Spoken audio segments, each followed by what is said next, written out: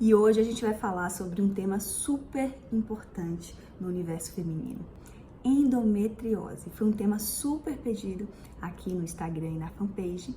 E hoje você vai entender um pouquinho mais sobre essa patologia e como a medicina funcional pode te ajudar a melhorar esse quadro tão grave e que representa um risco muito grande no estado de saúde e qualidade de vida das mulheres. E de acordo com a Sociedade Brasileira de Endometriose, 10 a 15% das mulheres em idade reprodutiva, ou seja, dos 13 aos 45 anos, podem desenvolver a endometriose e cerca de 30% podem ficar estéreis, ou seja, não conseguir engravidar por conta das consequências da patologia. Meu nome é Juliana Carvalho e eu ajudo mulheres a alcançarem sua melhor versão de saúde, beleza e bem-estar. E se esse tema te interessa, fique aqui com a gente.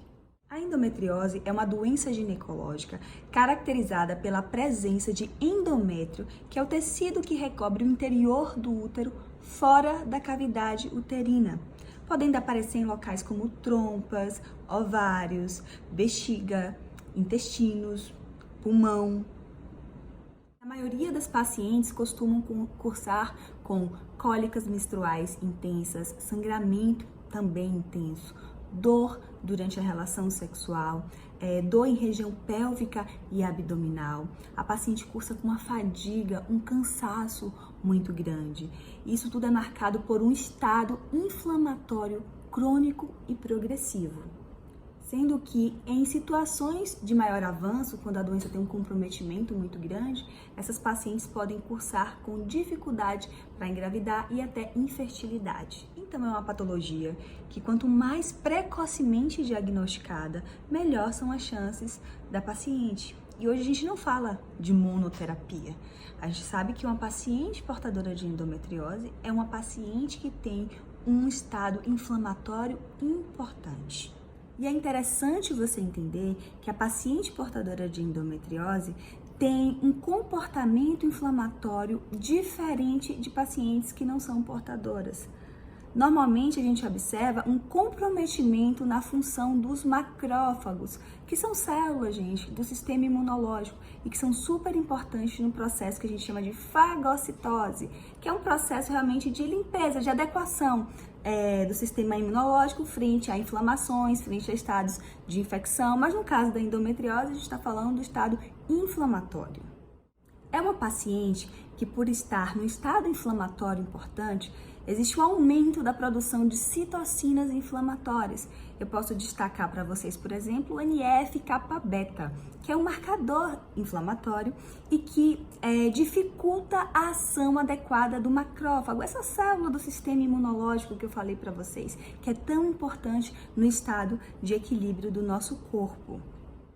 E por que eu estou falando desse marcador inflamatório, desse NF-κB? Porque a gente já sabe que ele tem uma relação direta com a ação de uma enzima super importante que a gente chama de aromatase. É uma enzima que atua no metabolismo dos andrógenos e estrógenos.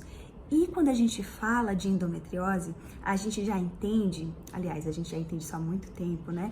Que é uma doença onde existe um quadro que a gente chama de predominância estrogênica. É um desequilíbrio dos níveis de estradiol, de progesterona. E se uma paciente tem alteração na função da aromatase, é óbvio que a gente vai ter uma repercussão nessa produção e nos níveis hormonais dessa paciente. E uma coisa que eu quero chamar a atenção de vocês é que se a aromatase tem uma relação importante com o estado inflamatório, com o desequilíbrio dos hormônios dessa paciente, a gente tem que tentar diminuir a quantidade e a ação dessa enzima. E sabe um dos lugares onde a gente encontra com maior quantidade significativa a aromatase? Tecido gorduroso, exatamente, em adipócito, que é a célula de gordura. Significa que uma paciente obesa, com sobrepeso e que tem endometriose vai ser uma paciente muito mais inflamada e que possivelmente vai ter um estado clínico muito pior do que uma paciente que esteja no peso ideal. Então, essa paciente portadora de endometriose, ela tem genes da inflamação hiperativados. Então tem uma hiperprodução de COX-2, de prostaglandinas, que são substâncias relacionadas ao estado inflamatório.